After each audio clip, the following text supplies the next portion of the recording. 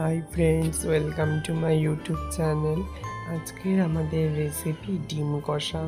খুব অল্প সময়ে খুব অল্প পরিমাণে উপকরণ দিয়ে কিভাবে এই রেসিপি রান্না করা সম্ভব তা আমি আজকের এই ভিডিওতে দেখাবো, তাই একটু না কেটে পুরো ভিডিওটি দেখার অনুরোধ রইল।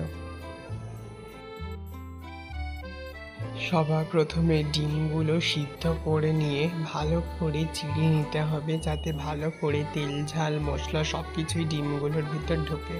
আমি এখানে 3টে ডিম নিয়েছি, 3টে ডিম খুব ভালো করে আমি কেটে নিচ্ছি।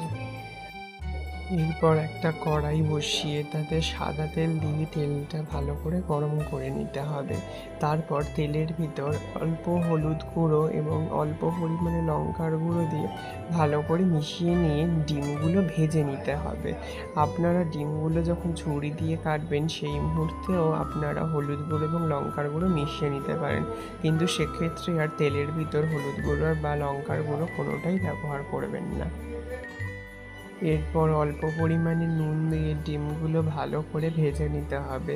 ডিমগুলো ততক্ষণ ভাজবে যতক্ষণ না ডিমের গাগুলো হালকা হালকা ফুলে ওঠে, তাই জন্য ডিমগুলো আমি খুব ভালো করে ভেজে নিচ্ছি। ডিমগুলো লাল লাল করে ভেজে নেওয়ার পর তুলে নিতে হবে। ডিমগুলো ভেজে তুলে নেওয়ার পর তেলের ভিতর গোটা গরম মশলা দিয়ে দিতে হবে।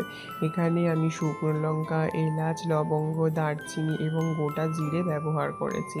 এই সমস্ত গরম মশলা একটু হাত দিয়ে স্ম্যাশ করে তেলের ভিতর দিয়ে দিতে হবে, যার ফলে তেল থেকে একটা সুন্দর গন্ধ বেরোবে।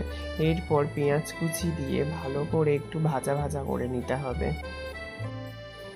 এরপর পেঁয়াজটা ভালোভাবে ভাজা ভাজা হয়ে গেলে তার ভিতরে 1 চামচ আদা রসুন বাটা দিয়ে দিতে হবে। দিয়ে মশলাটা খুব ভালো করে কষাতে হবে যতক্ষণ না আদা রসুনের কাঁচা গন্ধটা দূর হয়ে যাচ্ছে। এরপর আবারও টমেটো কুচি দিয়ে মশলাটা খুব ভালো করে কষিয়ে নিতে হবে। আপনারা চাইলে টমেটো সসও ব্যবহার করতে পারেন, কিন্তু টমেটো কুচি ব্যবহার করাই আমার মনে হয় বেশি ভালো। এরপর ধনের গুঁড়ো, লঙ্কার গুঁড়ো, জিরে গুঁড়ো, হলুদ গুঁড়ো এই সমস্ত রোজগারের মশলা দিয়ে খুব ভালো করে মশলাটা কষিয়ে নিতে হবে। আর অবশ্যই মশলাটা কষানোর সময় অল্প করে একটু জল ব্যবহার করবেন, যার ফলে মশলাটা পুড়ে যাবে না। আপনারা যদি জল ব্যবহার না করে থাকেন তাহলে মশলাটা পুড়ে যাওয়ার সম্ভাবনা থাকে। এরপর মশলাটা খুব ভালো করে কষাতে হবে। মশলাটা ততক্ষণ কষাতে হবে যতক্ষণ না মশলা থেকে একটা তেল বেরিয়ে আসে।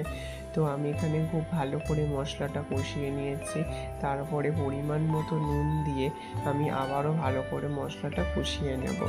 তারপরে যখন মশলা থেকে খুব ভালো করে তেল বেরিয়ে আসবে, আমি আগে থেকে ভেজে রাখা ডিমগুলো দিয়ে ভালো করে মিশিয়ে নেব।